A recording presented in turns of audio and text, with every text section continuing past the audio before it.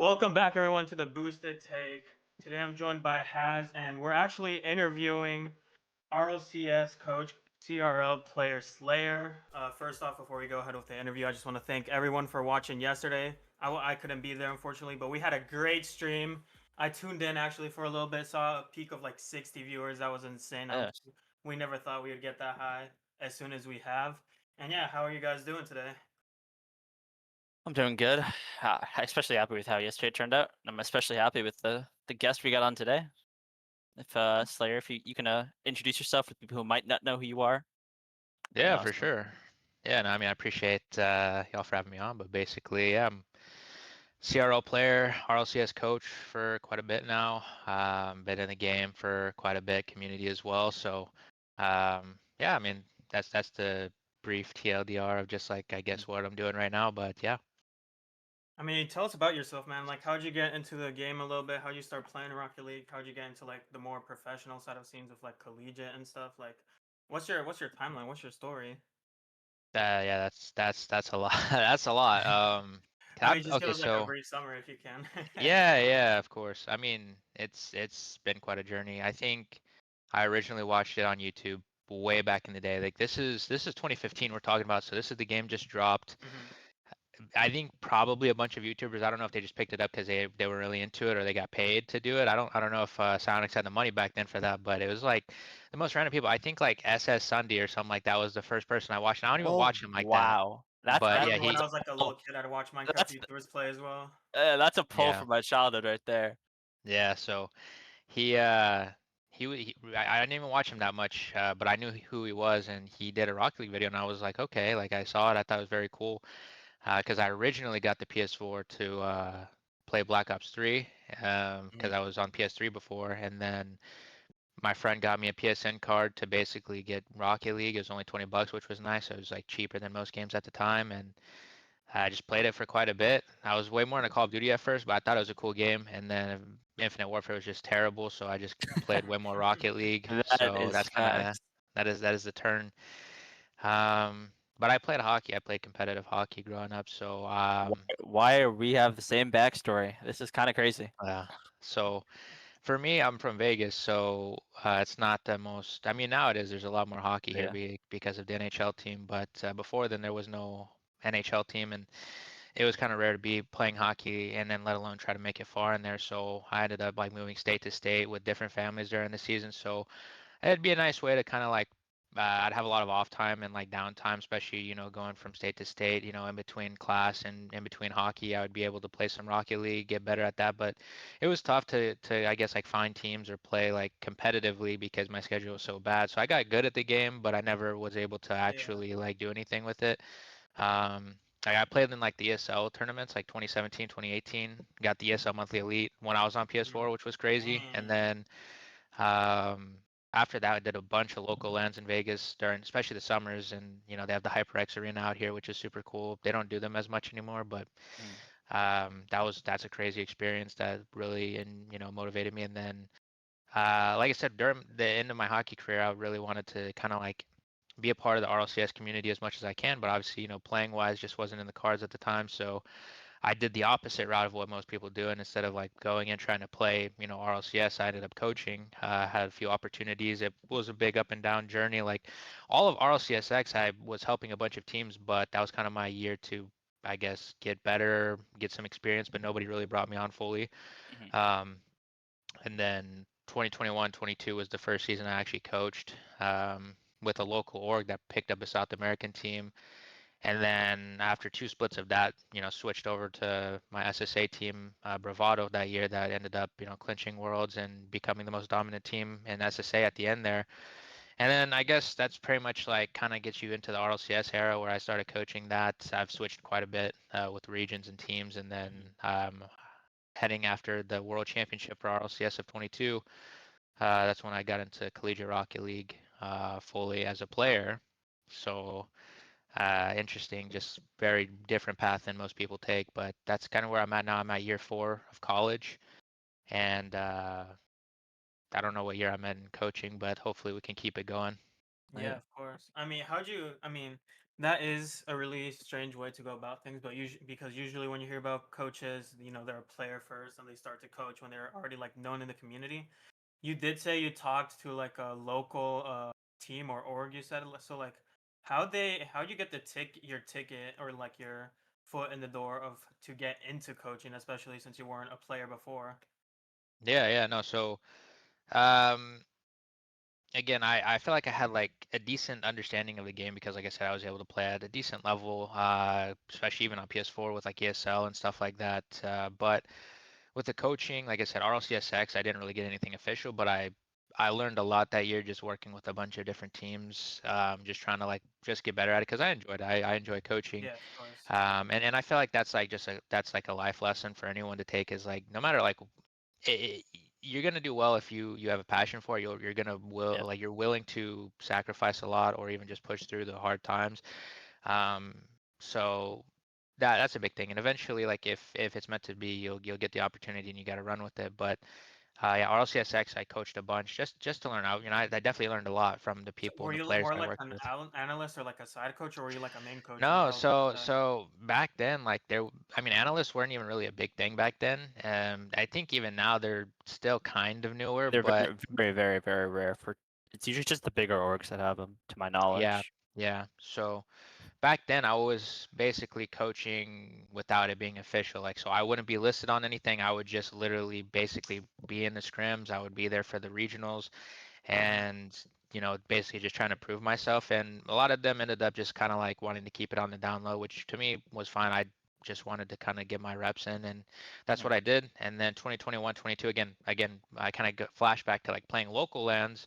Um, I was with an org in Vegas with, Vegas Inferno, which was pretty cool. And, I showed that I had like a good mind and also decent ability to play, I guess, at the local scene. We had a lot of good people in Vegas at the time, but uh, that gave me the ability to have that connection. They wanted to pick up an RLCS team. They went to South America, picked up a solid roster, and they came to me for not only advice on who to pick up, but they also wanted me to help like kind of coach and manage it because they know that I knew what Rocket League was and I was at a decent level, and they didn't know so much. They wanted to get into it, but they weren't sure how. So that was kind of my first ability to get in and kind of like fully rep a team for RLCS, and did the best that we could with that. Some great players like Drops. He was the up and coming player. He's So yeah. doing amazing now. He's with Corinthians right now. He just beat the team that I was coaching in LCQ. Dang. So he's amazing. I believe we had a few other good players like Renan or Henan, like Mm-hmm. OG player, great player, and then Mm-hmm. Habercamper. Like that was a cool roster to be with that first, and we were like a game 7 away from like top 2 for one of the regionals, but they just kind of had their own things going on and they went separate ways heading into the last split, which ended up working out for me because that allowed me to fully like not only build the confidence but also kind of build the resume to I guess like back it which I didn't have from RLCSX and allow me to just like reach out to Bravado, like the players there, and really just try to sell them on not only myself but just the ability to like again just come in and try to overtake Orlando Pirates, who was the best team at the time. It was a two-team Yeah. race, maybe two or Yeah. three-team race, but it was a two-team race Yeah. basically to the top. And That was that um, snowy team, right? Snowy yeah, Darth. Snowy Darth and Arc, I think Arceon or something like that. I Yeah. think. Yeah, because that was before they were limitless with Yep. July Which 4. there's a lot of lore with that, but yeah, we had a great team to die for. Happy Meal and he was Daisy at the time. I think he's Cams now, but a very solid team, willing to Mm. learn, very hungry. Unlike the other team, in my opinion, at the time, and it woke them up heading into Worlds because they were pretty much winning everything. And then I come in, and again, it's the players, right? They're the ones on the field. They got to make the plays. And my biggest thing, and as a coach or even an analyst, whatever I'm doing, is like just again it's a lot of work on hey like how can we come into this and number one like improve our weaknesses, how can we build upon and play upon our strengths, and just like what are the other teams like, what do we need to take advantage of. There's no point in trying to like come up with this crazy new meta or play style that some coaches think they have to do or they just see a different way for the game. Like you just have to work with what's there, and we did that. We used that. We went to like game 7 in the first regional, barely lost, and then we just rolled. We rolled the last 2 regionals Mm. and looked like the dominant SSA heading in. And That was a great experience. Loved that, and then we just kind of pivoted from there. But yeah, I mean, it was just a good year overall. I mean, everything kind of worked out. Yeah, Like I of said, I course. really put my head down in RLCSX. Didn't really give many looks. I just got a lot of experience, where a lot of people might quit because of like how much work I put in and like didn't have any recognition for it. But then, yeah, finally got my opportunity and I ran with it. Like that's the biggest thing is I think a lot of people, if you are in the right spot, you'll eventually get an opportunity, but you have to have the skills, you have to have the abilities to really run with that. Otherwise, the opportunity might go to waste. So, Mhm. um, yeah, I mean, thankfully I was in the right place, right time, and got that going. And yeah, I've been able to kind of like keep it Yeah, of rolling from course. there. I mean, what were some Y- of like the challenges like because you went from Sam? I assume they were all like Brazilian, Spanish, Yeah. Brazilian, so like Portuguese slash Yeah, Spanish speaking Portuguese, yeah. players. So how you like combat that language barrier, and then to go into SSA, which is like a completely different time zone. I mean, you're working like two sides of a different coin. It's just Yeah. how'd you Yeah, manage that?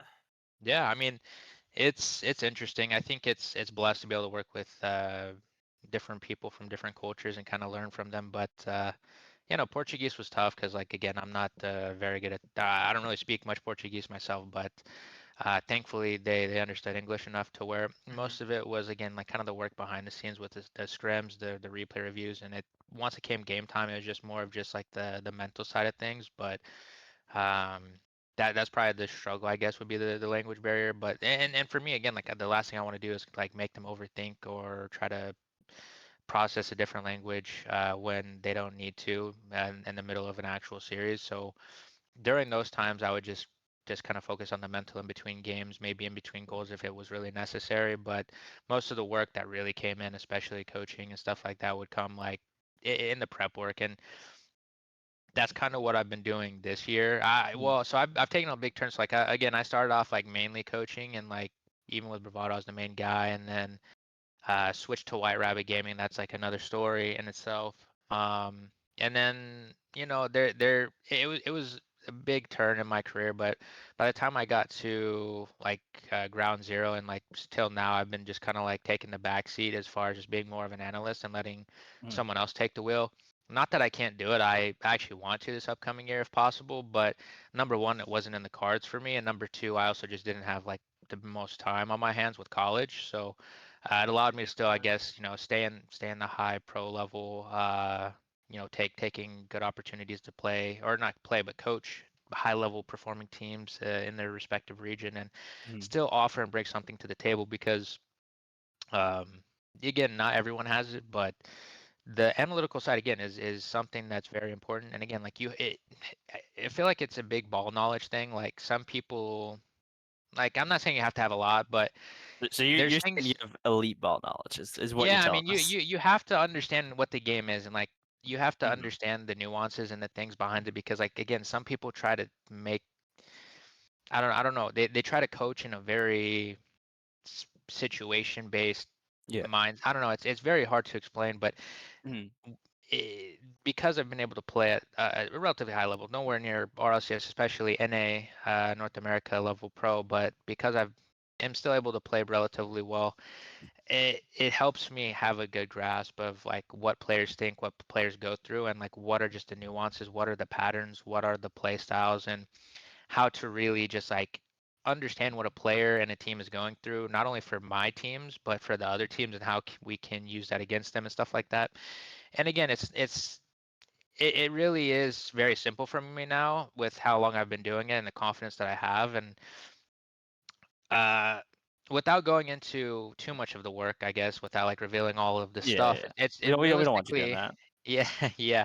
I mean, it's whatever. I mean, the game's ever changing, so it's not Mhm. too groundbreaking. But with the analytical side, I guess my main job, I guess you could say, is to really focus on again the other teams. Like, of course, look at our team, but mainly the other teams, and really finding the main strengths and weaknesses that they have, and how we can counteract that, how we can also exploit that. And it's huge. And I even have done sessions with just like clients just to show them like the ins and outs of that because this whole, especially like this year for sure, it's like turned up another level. I started working a little bit with Ground Zero on it, but now this year, like it's gone full. I feel like I've almost I want to say mastered it, but almost because like I went with Team Secret, which was an amazing team at the start of the Yeah. year. They're still an amazing team, and I learned a lot, not really just from like the level of competition, but more so just like the stuff that really needs to be looked at. And I had a good idea, but I really honed in on that, especially with everything that went down. As first split went to Birmingham, and there's a lot of good stuff to take away on my end, and I think the players as well. And I've just been using that, and even with the Godfidence LCQ run, like very, very solid. Learned quite a few things, but at the same time, like I feel like I'm in a place where I'm very, very confident in my ability to not only analyze, but also the coaching side of things is just a pretty big thing as well that I want to get back into because analyzing is amazing. That's a big part of the game, but coaching, being in there, kind of helping with the mindset and just really being there, like I don't know. I think that's something I want to tackle, especially this coming year if I get the opportunity. But there's just so much to it. There's so much to it. Yeah. I mean, You you can go told ahead. us you told us you've been on all like part of all these different regions.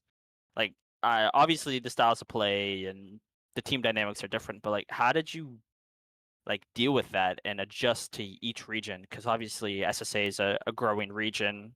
Sam is a up and coming region, but also more of like a it's kind of the big four now, I guess we call it. Yeah. Yeah. And so like how did you adjust to all that stuff? Um, it's it definitely there's different tendencies, and I think that just Mhm. comes down to again like the region, the culture, and also just like the ping difference. So as you see with Middle East and South America, those two regions specifically, especially Middle East, they have to play on a ping disadvantage. But the Middle East is at least a little bit closer to Europe, if I'm not mistaken, than South America is to North America. So I believe so. They run like they 90-ish ping. yeah, so they still have 90 to 110 somewhere around there, and they have higher level ping, and even South America is like worse off. And again, in order for them to improve, obviously they play within their region, but they got to play out of region, so that's going to be high level ping. So that requires a lot of predictive play style, stuff like that. So you kind of pick up on these kind of things, and that's just like extra stuff. Like you don't, I guess, need to know that, but it Hmm. just kind of correlates. So each region is different, but at the same time, like again, it's just Rocket League. At the end of the day, there's different play styles, there's different ways of thinking, there's different approaches to the game, but they're all. I mean, there's only so much you can do in Rocket League, right? Like there is a big skill ceiling. Every game is different, every situation is different, but at the same time, it's the same end goal is to score more than the other team to put the ball in the back of their net. So there's only so much different that you can be doing. Um, at the end of the day, it's just adapting and understanding, Yeah. and again, just really having the ability to like, I guess, understand like just the patterns and understand like, I guess, just the basics of the game at its core and the nuances. And like for example, South America again, very aggressive, very offensive heavy, but they're not bad defensively. They're still very solid. They've grown a lot. Again, they have that more aggressive style because they've had to play on high ping and ranked, especially in the North American servers. So that's a big factor. Again, SSA is ever growing. They're trying to pick pieces of the puzzle from EU, especially, but maybe a little bit of NA, Middle East here and there. But they have high ping, but they're also like still developing. So level play is a lot more. Um, it's a little bit older, I guess. So trying to continue building that infrastructure there. And then with OCE, again, you have some talented players there, but again, it's in that weird spot. They've been around for a while, but They the haven't ping really had is any terrible. and they haven't had too many significant placements. They've No, had Yeah, I haven't no. really honestly. like I think their best placement was back in like season 8 or season 7. Yeah, Like, I think they made like a season they make like a top 6 or something. they did make, I think, a top four or top three way back in the day with Chiefs, I think, That's way what I was back. thinking, yeah. With Yeah, Drip with A. like Yeah, yeah. yeah. But yeah, no, they have a tough go with, obviously the ping is a big deal, but Mhm. again, just the culture there, and their defense is really bad, and their motivation is bad. But yeah, there's just things you pick up on, and you just can build around it, and um, yeah, it's interesting. I mean, it's not Mhm. crazy, like it's like wow, you're just entering a completely different game, but it's obviously very noticeable differences that you kind of have to pick up on, adjust, and I guess just adapt to. I mean, you brought up defense quite a bit. Like when you try to, I guess, coach a team, or when you're like when you just got picked up by a team, do you usually try to like improve their defense, lay that groundwork, try to build that foundation, and then let them flourish with their offense? Or if you see they're like really prospering offensively, but their defense really isn't up to par, do you just try to like keep on pushing that offense forward where it would make up for the lack of defense? Like, what would you say personally? You would like, how do you approach your teams? Do you focus on their weaknesses or do you focus on their strengths? Like, when It, you just it's a mix of both. It's a mix of both. It really depends. The biggest thing that I will say though, like regardless of what your weaknesses or strengths are, the biggest thing that I can take away. Now again, I haven't worked with any like top like four major teams yet, so like that's a different ballgame. Or even like Mhm, top 12 in a sense, but like I guess the closest you could say I would say was Secret. But the biggest Yeah. thing that no matter what you do is like the foundation, especially at Pro Rocket League right now. Even when I was with SSA, and then that's a big reason why we were able to do so well with Bravado, and even with White Rabbit, a team that you know didn't have the best potential, but they were trying to reach the newest heights that they could, and got them to a top two in the first year, which was amazing.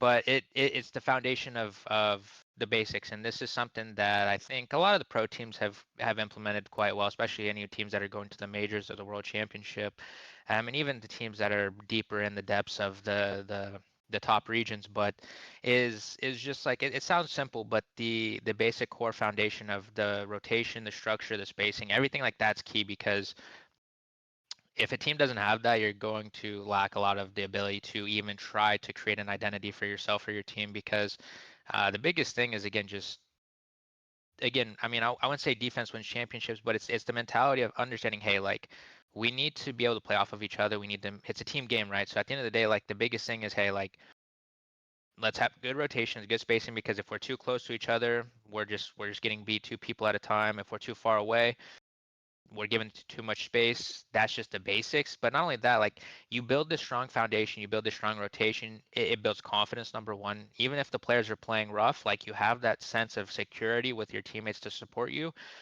And then on top of that, you don't have to worry about playing your best all the time, because of course everyone wants to. You want to try to reach that flow state. But if you're, again, everyone has off days, and some more than others, mhm, but if you have those off days and you're playing this crazy style of play, it's going to show. Because if you're not playing at your best and you're very offensive heavy, or you don't have that structure to support you, everything falls apart. And that's the biggest reason why some teams have massive peaks and really low floors. The whole, I guess, approach that I try to bring is just raising the floor as much as possible, so that no matter how bad the team plays, or even just an individual plays, like we can still salvage it and beat the teams that we should be beating, and we still have a chance to beat the teams that are quote unquote better than us. And again, if you do that, it also kickstarts your ability to build on top of that, feed on top of that, and play much better, because you're building that confidence. You have that security and safeness with your teammates. You know your teammates are going to support you even if you mess up. Um, that's a big part of it, and I think a lot of teams again are incorporating that nowadays. But it wasn't as common and Mm. when I first entered coaching. But that is the big thing, and I think it's still something that lacks in certain regions, maybe, and even collegiate Rocket League. So that's the big thing, and then upon that you can build. But foundation is everything. You build that, you're gonna allow yourself to do well. mhm, Going back to like your team secret stuff, I looked pretty deep into your Liquipedia to find some things that like where I thought were interesting. Yeah. I think Jose pointed this out to me. It was when you were coaching Team Secret during the online times, you lost to Furia 4 times in a row at some point, which is unfortunate. Happens. They're an incredible team, but like those matches, like what did they teach you as a coach? Like, how were you able to consistently get your guys to be in the right mental space to think that they can beat a team that they've lost to so many times over and over again? And then like, were there even just more mental setbacks just that made you finally beat them? Because I do notice that you guys finally beat them in a event. Yeah. Okay. So I mean, at the end of the day, like I mean, there's so much that goes down to that, and it's mentality. I mean, skill is a big thing. Fury is Hmm. an incredible team. That team is so talented. Yan is like one of the best players in the world, been one of the best players in the world for a while, and I don't see that changing anytime soon. He's a unit. But Yeah, I mean, yeah, it's definitely something, but I think it's weird. It depends on the team. It depends on the players. Some people may get discouraged because of that.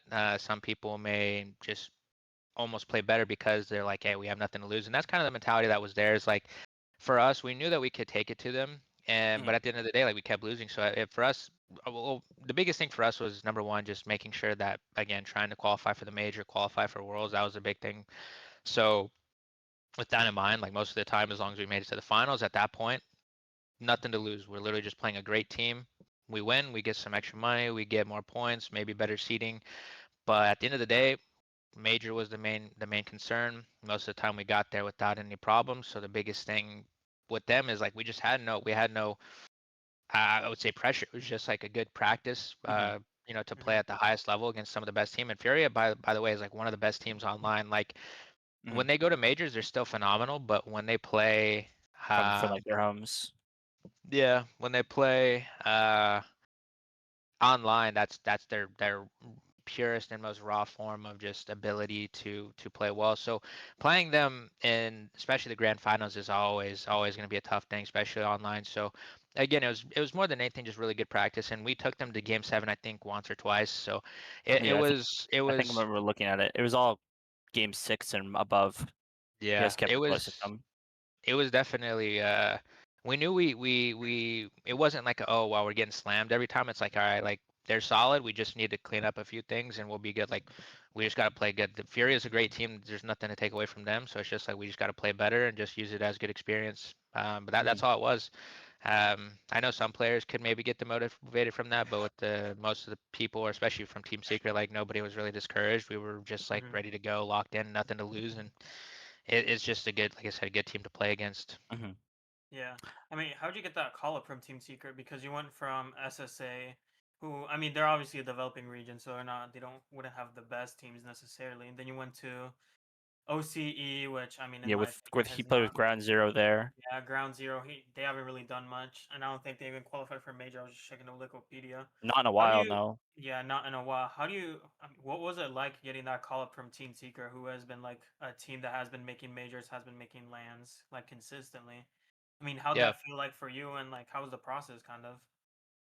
no, it was cool. I mean, yeah, I got my opportunity at Ground Zero first, and that was like a immediate. It was a middle ground, I guess. I wouldn't say a stepping stone, but basically a transition from SSA full on coaching a team that just, unfortunately, it just wasn't really going anywhere. So I tried to get a new opportunity, and again, I was dealing with a lot of college work, so went to OCE. That was good. That was kind of where I got to really focus on not just the coaching side of it, but more like the analytical side. And like I said, I built some experience, built the confidence in that kind of area and department. So then I've always known a lot of the people in South America. So Bruno Visky, he's a cool guy. Talked to him a lot during the off season, just picked his brain about just offering my resources, offering to help. And he always was a fan of the idea of having, an assistant coach or an analytical coach. And uh, eventually we basically got it figured out and going into the new season and we started going to work. I think there was an event right before the season started. I don't remember which one it was. It was like the off season 3v3 or something, but Mhm. that was like the first event, and then after that we just kept rolling. But it was good. I mean, the players loved the work, the he loved the work. Everyone that knew anything about Rocket League loved it, and it was a very good, I guess, addition to the team. So Yeah. it was cool, and like I said, to be a part of like I guess like a great team like that, it was amazing. Like those players are so talented, so motivated. Um, it was a Yeah. cool environment. We have a guy on our desk. He's not here today, but his name's Flo, and he was like he was glazing Swift so Yeah, hard.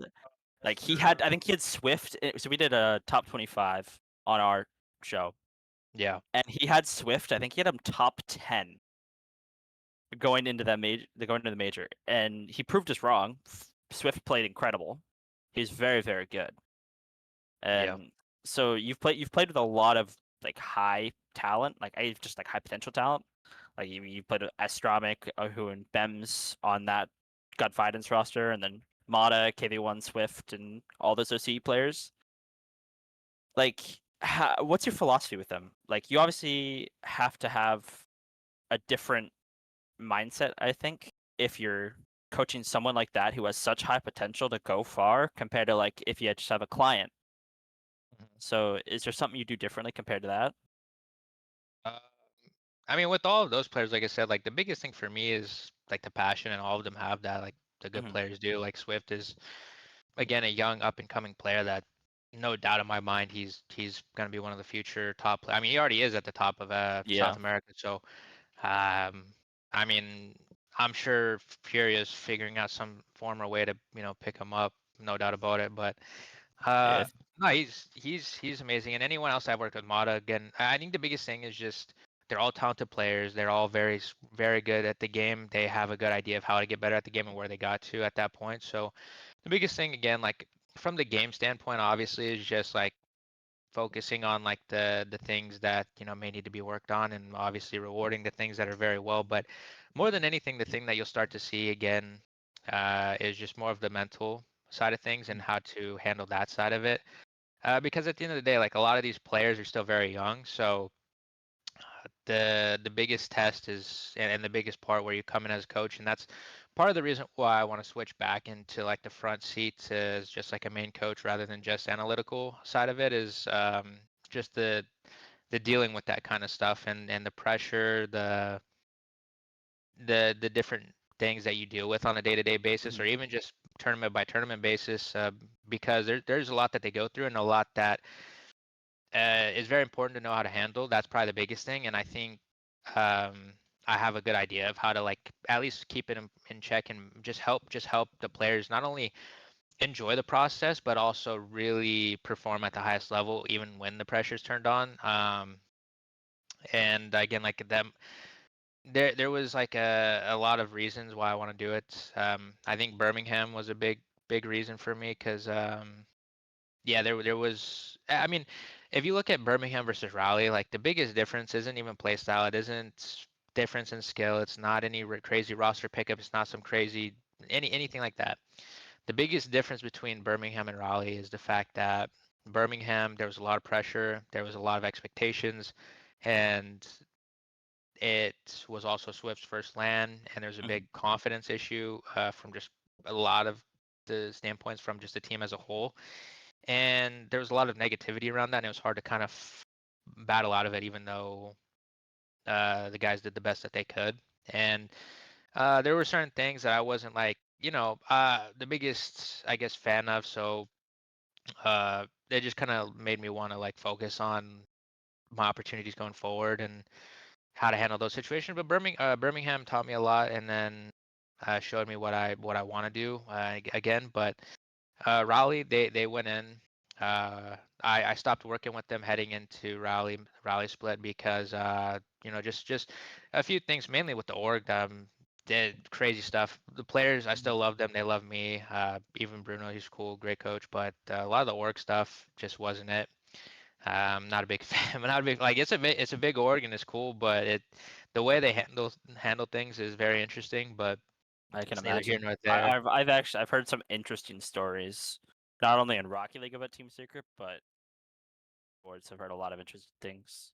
Yeah. Yeah, very. Especially so after you timeline wise, after you left Team Secret and you were looking for new stuff, you got with that Guff Guidance roster for LCQ. Mhm. Did you use kind of all your, because you said you really enjoy the mental side.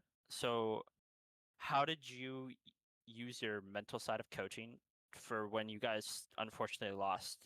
Like, was there something you did to like make sure your guys weren't like extremely hard on themselves, or to keep them still like locked in for the following like split for next season? You're saying like when yeah, when we got eliminated, yeah. Yeah. So I mean, again, in my like it's heartbreaking.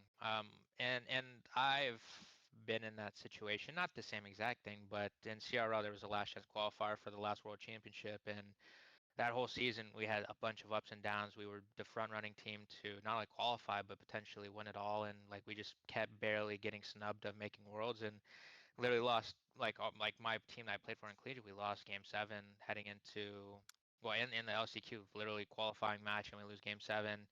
The whole season's on the line. So like now that was brutal. I've seen like how it affects not only someone like myself, my teammates, and it's hard, man. It's hard. It's one of the toughest losses you can ever go through because your whole season's on the line in that one moment, and it just doesn't end up going your way. So Mhm. transitioning that into kind of the experience that I've had, and obviously RLCS is an even bigger stage. The boys were good.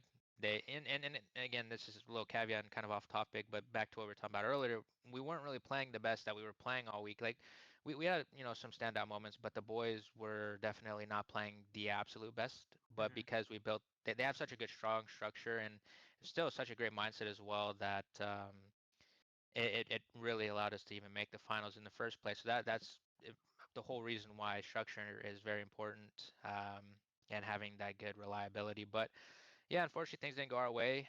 Corinthians played just better. But yeah, in that moment, especially as a coach or even analyst in my position, like it's just understanding what they're going through. I mean, of course, I was gutted as well. Like I wanted to help, Mhm. make an impact. I wanted to help, and ultimately see the boys succeed and just go to Lyon. But at the end of the day, they probably have the most in it. They were, again, they played a crazy season. They were one of the best teams, no doubt about it, and they even showed it. But Yeah. yeah, with that much on the line, you lose. It's tough. And the biggest thing that I had to do and tried to do is just, hey, like at the end of the day, like no matter how you felt about that, run, the performance, like the work they put in was incredible. The mindset that they had was incredible, and that's all you can ask for. They gave their 100% effort. They played the best. It just wasn't meant to be. You can't ask for anything else from them. So at Yeah. the end of the day, it's like you just don't hang your head. Be be in the moment. Understand like, hey, like this sucks, but if anything, just don't be You yourself too much, and yeah, just use this again, fuel for the fire for the coming season. Yeah, of yeah, course. yeah, because I mean, at the end of the day, they're all very talented players. Oh Astromik yeah. has I think great he's one of the experience. best. I think I've always noticed every time he's like picks up a roster, he's one of like the best scouters for Rocket League talent. Like that dude always finds like the next up, and then he gets it stolen from him for like a big Yeah, org, and he gets like yeah, snubbed. It's actually so sad to watch. It's happened his yeah, entire career. yeah. No, he's a great mind. He's a great mind in the game, great experience, and it shows. That's why he's always floating around the top. Bem's very solid player, and Suko, unreal player. He's not young. He's like the same age as everyone else, but he's Yeah, very he's newer. I talented. I haven't really Yeah, seen his Yeah. name much out there. When I saw him, I didn't yeah. really know who he was.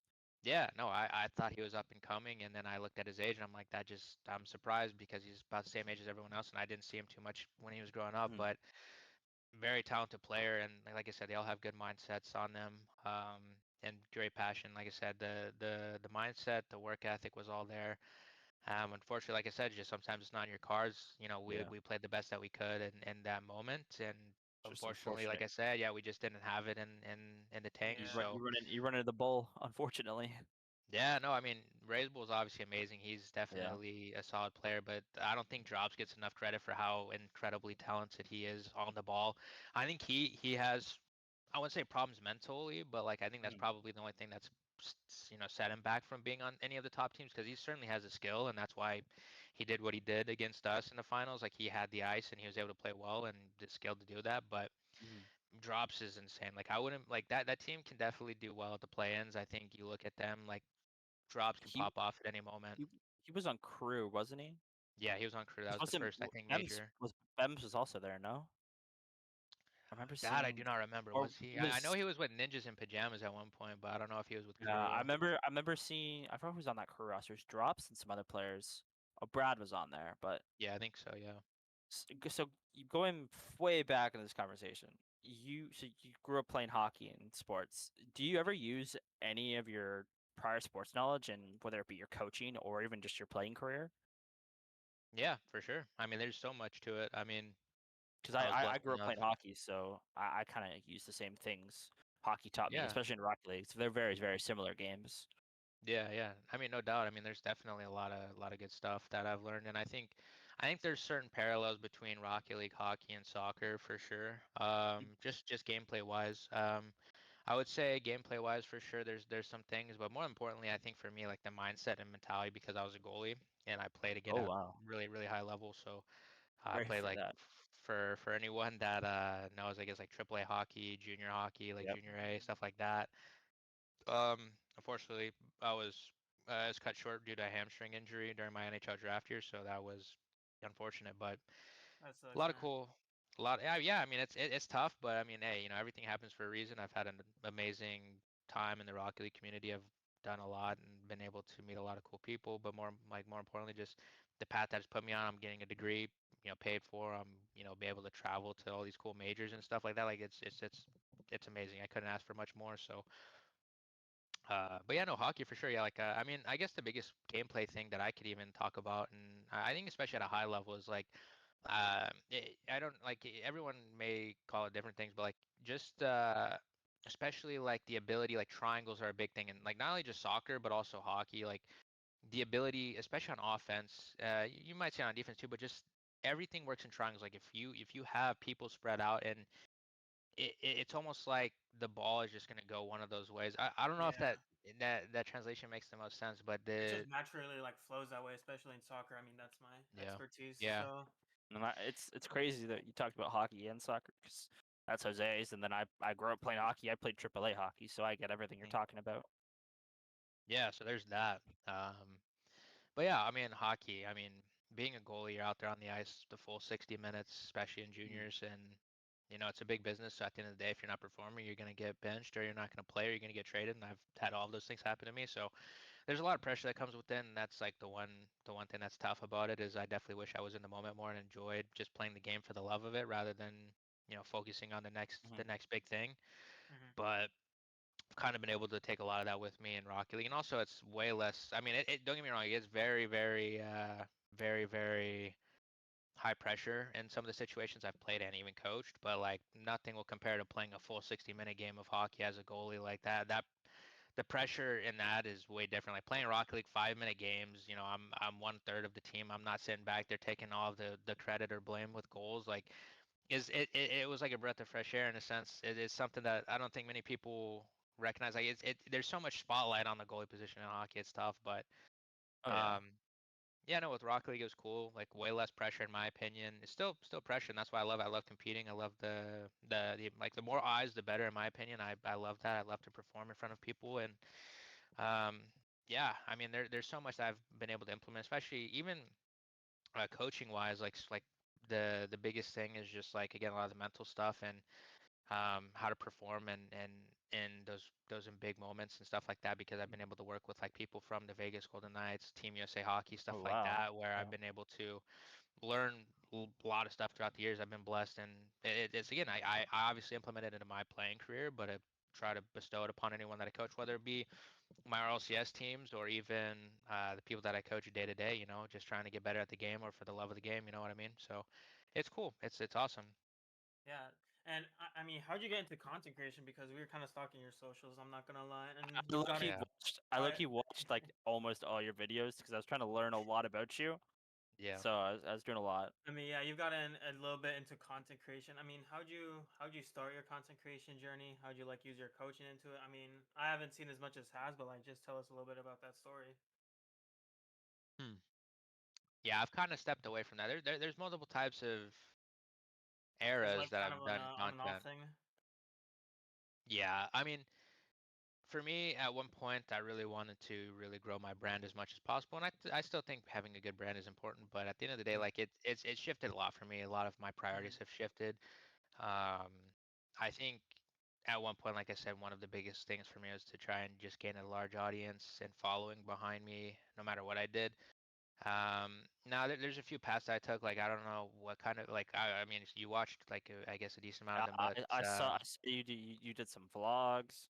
You did like a day in the a lot of day in the lives. You did one with Appjack. I thought that was a very good yeah, video. yeah, And then appreciate that. you like switched up and you moved to like IRL content, which like Yeah, completely threw me off. yeah, I mean, it was good yeah. content, but it's like you said you stopped, but like was that like a conscious decision or like did it just kind of happen with you putting more thought into coaching and competitive play with CRL? Okay, so what it really came down to it was just a priority shift. So for me, like I said, I really wanted to give it a shot. Like the day in the lives were cool. I had a vision for it. I saw all the people do day in the lives for sports again. Like that's my biggest inspiration with a lot of things that I did. So you would all like I would see like the football or soccer players or hockey players do a day in the life of a college football player or something like that, and they would get not only produce great content but get a lot of views and stuff like that and build a following around it. And I was like, you know what, like nobody's doing this for esports, so I might as well try to give the best that I Mhm. could. And again, like I look back at it now, there's a million things I would change, but I mean at the end of the day, I'm the only one that's really done it that long, I guess. But um, it was cool. I mean, like I said, I mean, right now I have the SEO for it. Nobody else has like really posted much about like day in the life, especially as an individual. So if Mhm. you type it into YouTube or Google, I'm the first thing that pops up, which is cool. That's But pretty cool. it's just it's not as big of a niche that I thought it could have been. Maybe it will Yeah. grow in the future, but um, I think it also doesn't help that Rocket League is kind of yeah, Too falling much off a little content. bit. that's definitely a big part of it for sure. Do you like ever see But yourself coming back to it? Okay, so I did that, and then I kind of Mhm. switched to a little like I went into Rock League for like two videos, and then I was like, this it just doesn't hit, and then I didn't enjoy it either. But then I switched into IRL content, and after IRL content, I went back for one episode to do a day in the life. For me, I think it's a great way to kind of build content and build a brand. Is like the day in the life stuff is huge, or even documentary style, and like what I Mhm. wanted to do, and I was gonna get paid for was to do another day in the life, but all catered towards CECC, which is a big Mhm. national tournament in a sense for Yeah. college esports. And I've been there 3 years in a row. It's been amazing. But they were going to pay me. They paid me for the first video. It was supposed to be a long thing, but then so many budget cuts left and right, so they didn't have anything. And it's a lot of effort for me to do those videos. Yeah. It's not anything too crazy, but it's not something that I'm super passionate about either. Like anymore, Mhm. it's not something that I'm really invested into.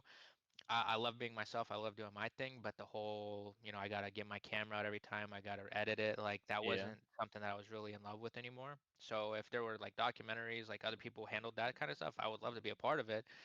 But it's just a lot of work, and especially if I'm Yeah. not like really getting anything out of it, I'm chilling. Like it's not a big deal to me.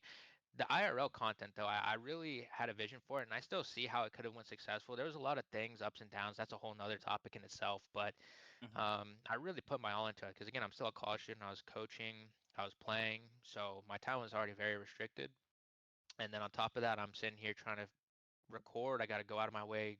Got a nice camera. Had my teammate Taco Stash record all my IRL content. We were there for hours to come out with a 10-minute video. Editing was a big thing because that's a big part of engagement these days with YouTube videos. So that took me a while. I did that all myself because I really wanted to have like my touch on it. And I feel like it was solid. A lot of things again that I would change, but really couldn't have done in that time because I lived in a small town and I still do. Like in Vegas is big if I wanted to do that content, but I was just too busy. The biggest turnoff for me was the fact that even if I did blow up, like I don't think I would want to continue it because my biggest problem was the realization that it just took so much time from me and I wasn't enjoying it that much. Like it was cool, but like I genuinely that spring semester that year, it went by within like a couple weeks in my mind. Like it was non-existent. And the only reason why I know and like it really scared me was I remember I was watching like a video about Beast Games is gonna come out in like a year or something like that. And then, that's like Christmas break time that I see Mr. Beast on the podcast. And then, spring semester's over. I see that Mr. Beast is now saying, it's coming out in like a few months or whatever, blah, blah, blah, or like whatever. And then I'm like, didn't he just say it was going to come out in a year? And then I looked at the time. I'm like, yo, like 6 months just passed and it's only been like, it felt like literally a couple of weeks or a month. And that scared me 'cause I'm like, yeah, no, I Yeah. can't be doing that because like I'm not even enjoying anything. Like I'm on the grind, but like it's not number one, it didn't do anything. But even if it did, Mhm. I'd be like, it wasn't enjoyable. It didn't do anything for me. So for me, I was like, it's cool. Definitely glad that I tried it out, but it showed that it wasn't everything. Just wasn't for me. I feel Do like you I think? have the mind for it, but I just didn't really want to continue pursuing it, especially with also like I guess again because like the IRL contents, like the videos that are gonna do well usually require you to either do things that you don't want to do, I guess, as a Mhm. person or like Yeah. morally. The confidence was there. I did not care. I have no shame in doing stupid stuff, but I don't want to go out there, ruin other people's days or go out there and like just be a nuisance and like promote the wrong things. So like for me, it was all about like it's not worth it, and that's what's gonna hit. I mean, at the end of the day, that's what you see and what sells. Like people getting crazy reactions, and that just usually comes from rage baiting or Yeah. just doing Oh absurd yeah. things, which I understand, It's but like it's like that's not. The Danny Duncan route. And it Or, was there, but it just wasn't Mhm. what I wanted to continue doing Mhm. because again not that I couldn't do it. It's just like I said, it didn't really align with what I Your wanted to goals. Yeah, do. your Yeah, goals my and like goals. aspirations. Yeah, and it Do didn't you, bring me any happiness. I mean, do you talking about goals, like, what do you want to do in the future? I know you're still in college getting your degree. Like, what's your degree? What are you looking forward to in the future? What do you want to turn your career into? And I mean, circling back to content creation, I know even though you didn't think it would do as well, I love watching like sports analysts. Like, I will watch a bunch of soccer, like analytical stuff, a bunch of tennis analytical stuff for hours and hours. And there used to be this one content creator called Gregan. He was a coach for Team Vitality, Yep. won the world championship with him. I loved his videos, but he just like, I mean, he got a full time job. He had to stop making them. Would you ever consider something like that as content creation, even though it wouldn't like hit as well as like the IRL stuff? Or I mean, what do you want Yes. to do in the future? What are you Sort looking of sort of into? like Johnny Boy and Appjack do now. Yeah, but his was like even more in depth. It was Yeah, more yeah, yeah. focused towards the pro scene. Yeah. That's a good question. I don't know. I've had this. I mean, again, we're taking it day by day, year by year. I mean, things are ever changing, and it's very political, as far as like how things go with teams and careers and things like that. So,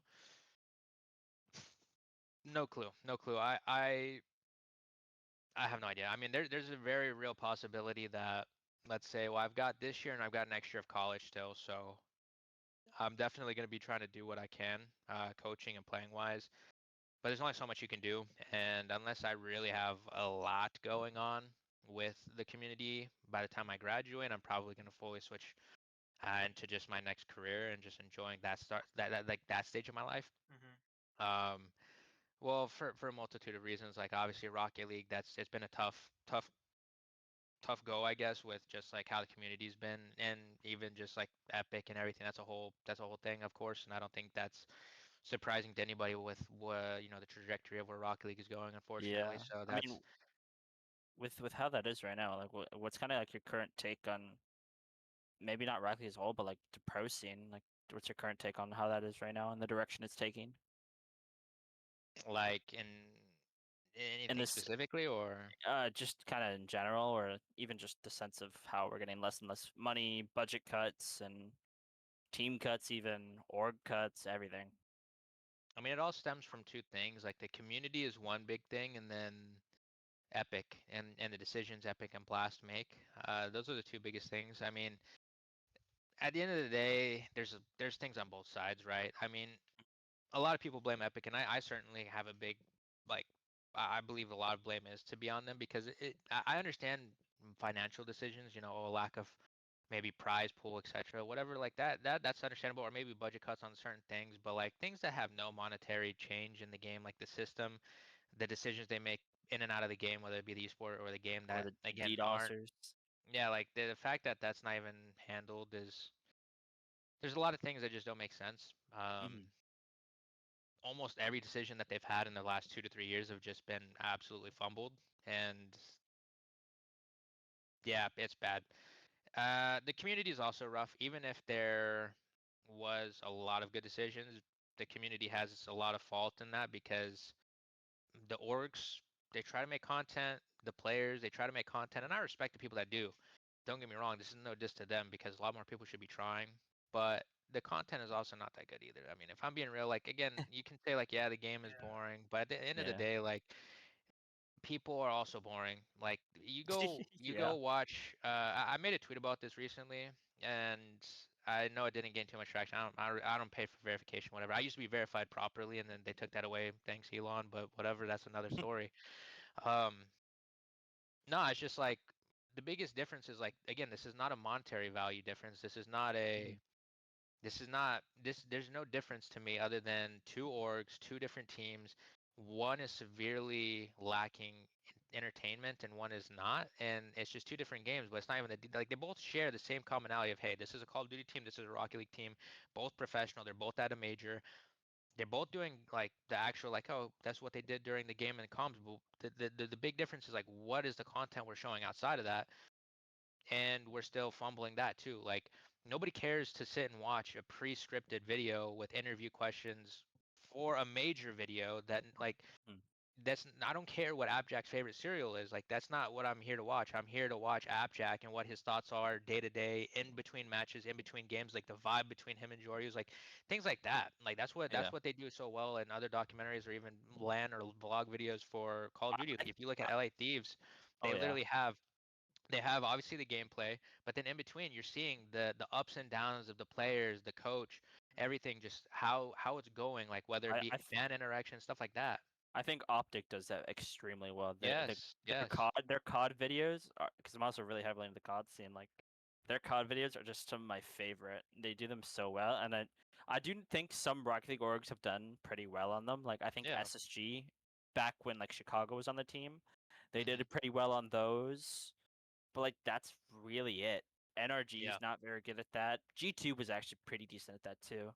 Yeah. That's really it. Like, Yeah, I mean which they is had sad. their moments, but like again, we're already lacking in. I get that. Like there's not a big incentive for orgs right now, other Mhm. than EWC and RL Esports paying them in certain instances. But Even then, the RL like Esports again, pay is awful. yeah, no, it's bad. But again, Dignitas again, like you have a great editor. Caleb has been around.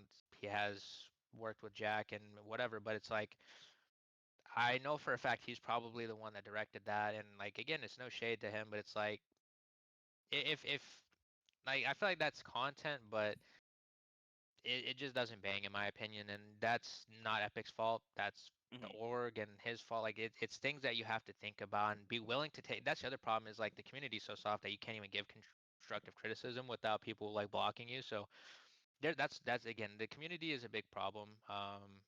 It's just very weird, but that's its own thing. But yeah, like I said, for me, there's just so many things going that for me, I'm probably just gonna block in, enjoy it, try to make the most of what I've got here with Collegiate Rocket League and RLCS. And once the time comes where, hey, you know what, it's over, like I'm gonna switch into my career, like unless there's some insane like opportunity or something like that, that's probably it for me. I'm probably just gonna, hang up the sticks, hang up the coaching hat, and just go on to the next stage of my life because that's another thing is like my whole life like I've been just consistently constantly like focused on like hey like just myself and like hey like let me like continuously keep whether it be hockey at the highest levels or now even Rocket League, like I've been so focused on the competitive side, which is amazing. I'm a competitor at heart and like I will certainly miss these days once they're over, so I'm trying to enjoy them, but Mm. I haven't had time to kind of do other things that I've really wanted to do in life, like for example eventually like I want to get married, I want to have kids and Yeah. stuff like that, and that's something I want to have my full focus on. So,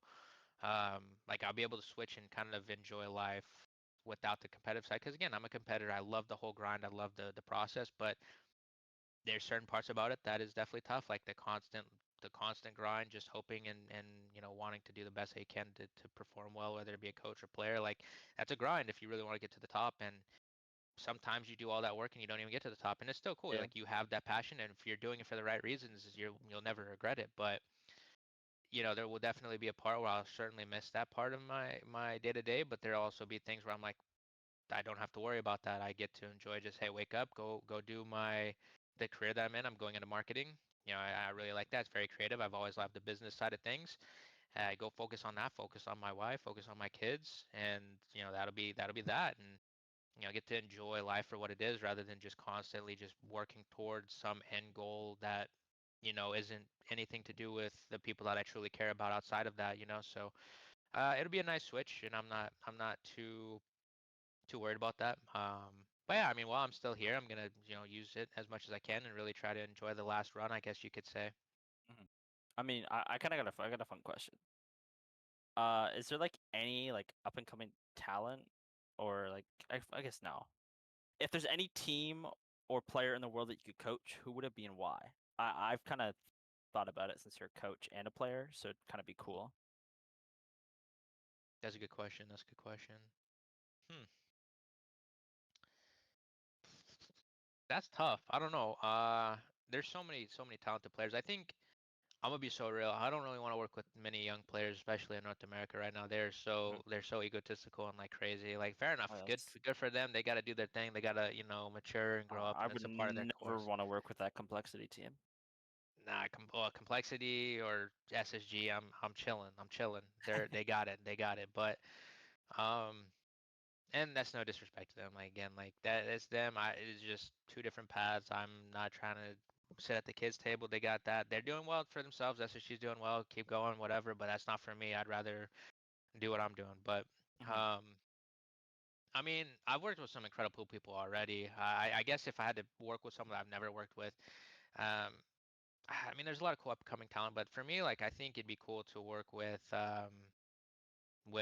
people that I just have respect for that I've never worked with. So like someone that I really like, and I think he's cool as Fiber from OCE. Like I've never gotten to work Mhm. with him, but he's got a great mind. He's got a great mind. He's a very nice person. He's a very great guy. Very talented player.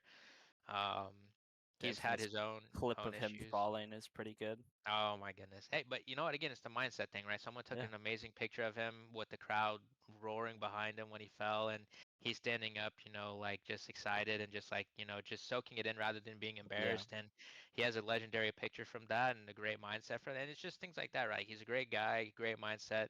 And I love that about him, and I'd love to work with him if it meant to, being around that. That's what I love for, like at the end of the day, like in-game skill, like that's one thing, and like maybe that's gonna set me apart from not coaching a top-tier team. Maybe I just don't have the opportunities. I don't know, but for me, I'd rather work with people that I respect and I Mhm. also can see Of eye to course. eye with and stuff like that. Yeah. I But got I yeah, got one final question. That's really all I got left. But yep. again, another fun one. What's like? Do you have like a dream organization and like why you would want to join them The potentially? Ooh. St. Louis Archers and CSA. Oh yeah, oh yeah. We got to get him in CSA. Yeah. He'd farm, Oh, SlaYeR would farm.